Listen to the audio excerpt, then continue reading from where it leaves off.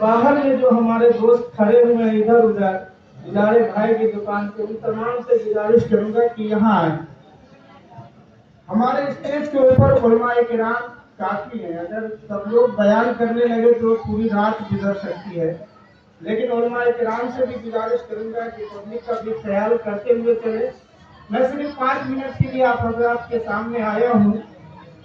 جہاں ذکر حبیب ہوتا ہے، جہاں ذکر حبیب ہوتا ہے، خدا بھی خود قریب ہوتا ہے، اور ان کی محفل میں بیٹھنے والا بڑا خوش نصیب ہوتا ہے۔ انداز بیاں گرچہ بہت شوق نہیں، شاید کہ اتر جائے تیرے دل میں میری بات، اور یا رب یہ التجا ہے کرم تو اگر کرے، وہ بات دے زبان پہ جو دل کو اثر کرے۔ ابھی حضرت نے آپ کو ایسے ایسے واقعات بیان کیے کہ اللہ تبارک و تعالی اپنے بندوں کو معاف کرنے کے لیے بس ایک بہانہ ڈھونڈتا ہے، اور ہم اسی بہانے کے صدقے میں معاف کیے ہی جائیں گے جب تک اپنے رب کا فضل نہ ہوگا، اللہ کا کرم نہ ہوگا، تب تک ہماری اور آپ کی مغفرت نہ ہوگی۔ تو اس لیے میرے دوستو، یہ جو آج محفل میلاد پاک رکھا گیا ہے، جیسا کہ ہمارے یہ براتی حضرات کل سنے ہوں گے، امام صاحب قاضی صاحب نے کہا ہوگا، النکاح من سنتی فمن رغب عن سنتی فلیس منی، او کما قال علیہ الصلاۃ والسلام۔ نکاح سرکار نے فرمایا، مدینے کے تاجدار نے فرمایا، وہ مدینے کا تاجدار احمد مختار جناب رسول اللہ صلی اللہ تعالی علیہ وسلم کہ جس کے بارے میں کسی شاعر نے یوں کہا کہ کی محمد سے وفا تونے تو ہم تیرے ہیں، یہ جہاں چیز کیا لوح و قلم تیرے ہیں، اور مٹ گئے مٹتے ہیں مٹ جائیں گے آدھا تیرے، یعنی دشمن تیرے، مٹ گئے مٹتے ہیں مٹ جائیں گے آدھا تیرے، نہ مٹا ہے نہ مٹے گا کبھی چرچا تیرا۔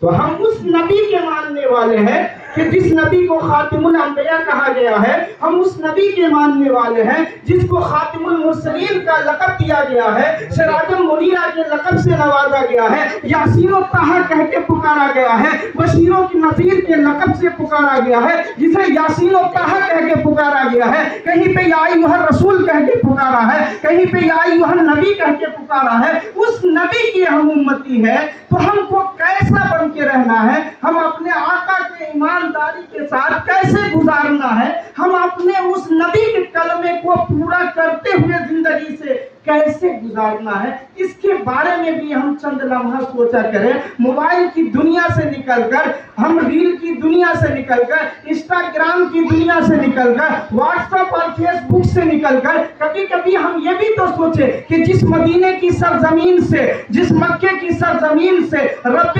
کائنات کا قرآن مقدس اعلان کرتا ہوا بلہی کی سرزمین پہ آیا ہے، اس قرآن مقدس کے اندر ایک دو مرتبہ نہیں 700 مرتبہ علماء کرام تقریباً فرماتے ہیں کہ صرف اقیم الصلاۃ نماز کی طرف جانے کا اشارہ کیا گیا ہے۔ کبھی ہم اس فیس بک سے نکل کر اس نماز کے بارے میں بھی سوچے، کبھی ہم اس موبائل کی دنیا سے نکل کر قرآن مقدس کی تلاوت کی طرف بھی نکلے۔ علماء کرام، مولانا، مولوی، حافظ جی، بنا حافظ جی سب قرآن موبائل میں رکھتے ہیں۔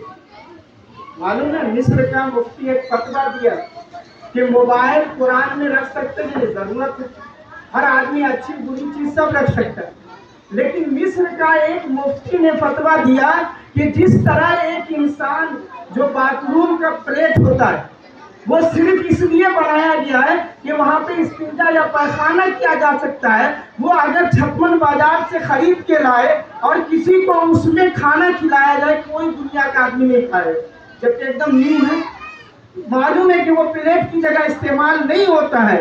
تو وہاں کے مفتی نے عرض کیا اسی طرح قرآن پاک کو موبائل میں رکھنا جائز نہیں ہے۔ بنا وضو کے چھو رہے ہیں، کسی طریقے سے چھو رہے ہیں، ان کی طرف سے یہ فتویٰ آیا، اور قرآن مقدس کو نہیں رکھتے، باقی ہر لوگ رکھ رہے ہیں، ہر طرف رکھ رہے ہیں۔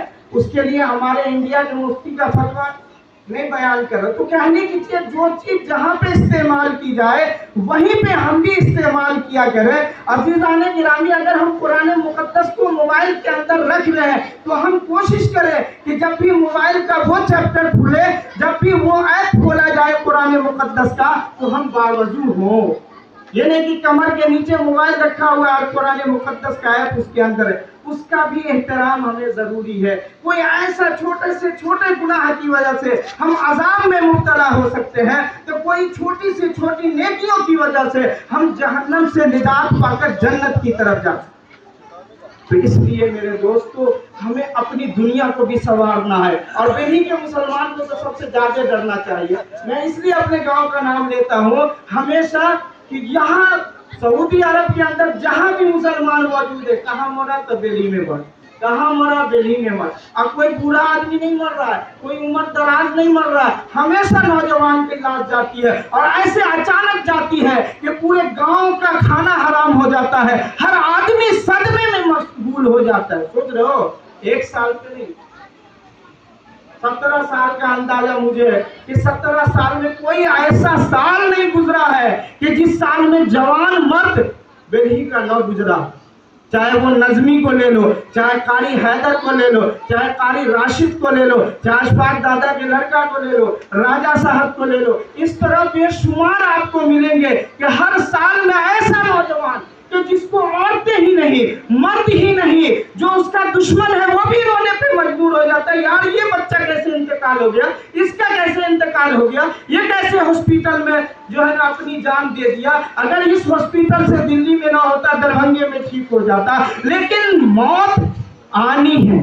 कुरान पाक की एक जगह नहीं, तीन जगह रब्बे कायनात ने फरमाया कुल्लु नफ्सिन ज़ाइक़तुल मौत, कुल्लु नफ्सिन ज़ाइक़तुल मौत। जैसे हमारी माँ बहनें खाना बनाती है तो नमक चखती है और बता देती है कि पूरे पतीले के अंदर, बर्तन के अंदर खाने की रंगत का आलम क्या है, उसके नमक का आलम क्या है, उसका टेस्ट मालूम हो जाता है। कुरान पाक कहता है मौत आएगी नहीं, सिर्फ मौत का मजा चखना है। अब सोचो, चखने का जब ये आलम है तो खाने का आलम क्या। इसलिए मेरे दोस्तों, मौत को हर खुशी में याद करो। इसलिए खुतबा निकाह की पहली आयत के अंदर रब्बी कायनात ने फरमाया है, चौथे पारे सूरह निसा के अंदर, सूरह गोमेर के अंदर, या अय्युहन नास तक़ू रब्बकुमुल्लज़ी खलक़कुम मिन नफ्सिन वाहिदा, कि हमने ऐ लोगों, हमने एक जान से, एक आदम से सारी कायनात को बनाया है। लेकिन इस निकाह के मौके पे अपने फजूल खर्ची से बचते रहना। इन्नल मुबज़्ज़िरीन कानू इख़वाना व काना शैतानु लिरब्बिही कफूरा। तो इसलिए मेरी माँ बहनों, मेरे दोस्तों, बचने की जरूरत। अब वक्त इतना है भी नहीं और तबीयत इतनी साथ नहीं दे रही।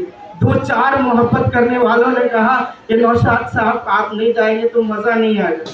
ये सोच कर मैं आ गया कि चलो मेरे मामू के घर में मिलाद पाक हो रहा है, चलो जाते हैं और जाके कुछ आप हजरात को बस बयान कर दूं। अभी तो उलमाए किराम की हजरत मौलाना इफ्तिखार साहब भी तशरीफ फरमाए, इधर हजरत भी है, और हमको तो मामू की नात सुननी जो दिल्ली में सुनना 2 मिनट से। तो इसलिए अल्लाह तबारक व तआला सुनने से ज्यादा अमल करने की तौफीक अता फरमाए। अल्लाह से दुआ है कि परवरदिगार आलम हमें भी और आपको भी सेहत अता फरमाए। मैंने सिर्फ एक इशारा किया है कि बेलही के मुसलमानों, खास कर करो, ये मत देखो कि लवान का मुसलमान क्या कर रहा है, अंधेरी का क्या कर रहा है, दरभंगा का क्या कर रहा है। उनको ने, हमको अपने आप को संवारने की जरूरत है, खुद को संवारो। इसलिए कि कुरान ऐलान करता है, कुरान ने अपने नबी से कहा है, या अय्युहल्लज़ीना आमनू कू अनफुसकुम व अहलीकुम नारा। तो इसलिए मेरे दोस्तों, बेशुमार आयतें हैं, अगर वो बयान करने लगूं तो मेरी सेहत उस लायक अभी तो नहीं है, लेकिन इंशाअल्लाह किसी दिन जिंदगी रही तो मस्जिद में बयान होगी। 5-7 मिनट के लिए बिलाल अहमद को आवाज देता हूँ, फिर हमारे मौलाना आएंगे। रुखसत होता हूँ यारो, दुआ करते रहना, रही जिंदगी तो फिर मुलाकात होगी, अगर मर गया तो दुआ करते रहना, आंसू बहाने की कोशिश न करना। वाखिर दावाना अनिल हम्दुलिल्लाहि रब्बिल आलमीन।